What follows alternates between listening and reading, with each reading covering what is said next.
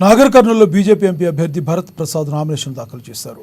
Nomination పత్రాలను returning ఆఫీసర్కు సమర్పించారు. ఈ కార్యక్రమంలో పోతుగంటి రాములు, కామారెడ్డి ఎమ్మెల్యే వెంకటరమణారెడ్డి, జిల్లా అధ్యక్షుడు Sudhakar Rao, chief election agent Jakka Raghunandan Reddy పాల్గొన్నారు.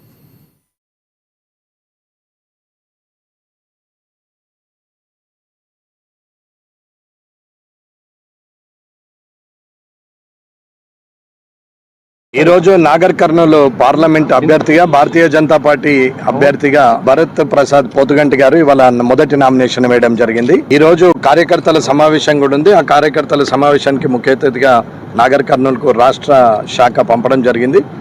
రాబోయే కాలంలో 400 సీట్ల పైబడి నరేంద్ర మోడీ గారు మూడవసారి ప్రధానమంత్రిగా అయిపోతున్నారు. ఆ 400లో నాగర్ కర్నూలు సీటు కూడా ఉంటుందనేది ప్రజల ఆశ.